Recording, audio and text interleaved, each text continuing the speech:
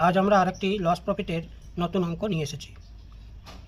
A man market on article 40% above its cost price and sold it after two successive discounts of 20% and X% respectively. Its cost price of the article is 2500 and selling price is 2450. Then find the value of X.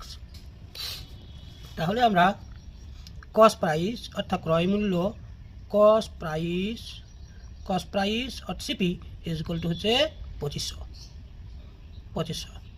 তাহলে market price, এটা cost price মানে ক্রয় মূল্যের উপরে 40% দামে তার market price কত হবে। তাহলে এমপি সমান 2500 গণিত 140/100, 00 কাটলো 00 14 25।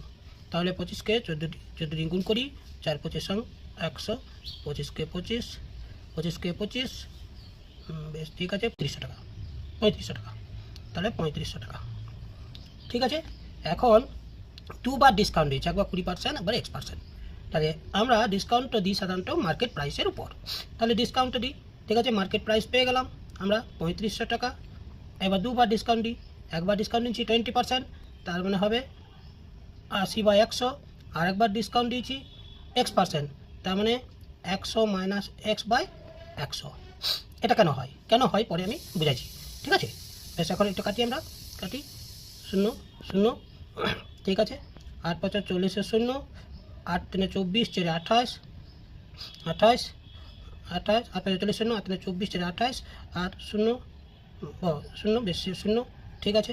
মাইনাস 280 X/10, ঠিক আছে। এটা 10 দিয়ে ইকুয়াল হয় 2800 মাইনাস 28, ঠিক আছে। এখন এসপি দেওয়া আছে 2450, ঠিক আছে। তাহলে শর্তানুসারে আমরা লিখতে পারি 2800 মাইনাস 28X সমান 2450।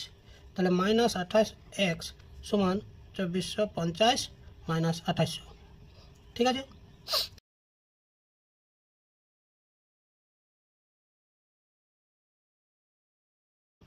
মাইনাস 350 সমান মাইনাস 28X, এটা গেল X সমান 350/28। 7 5 35, 7 4 28, 25 2 12.5%। তাহলে এক্সের ভ্যালু হচ্ছে 12.5%। তাহলে এটা কী করে হলো, এটা ব্যাখ্যা হচ্ছে 3500 টাকা হচ্ছে এমপি মার্কেট প্রাইস। তাহলে 20% হচ্ছে তার ডিসকাউন্ট, ঠিক আছে। 20% ডিসকাউন্ট আমরা করি, তাহলে কত হয় ডিসকাউন্ট, তাহলে হয় 700 টাকা। তাহলে 700 টাকা ডিসকাউন্ট হলো। তাহলে 3500 থেকে প্রথমে কী হয়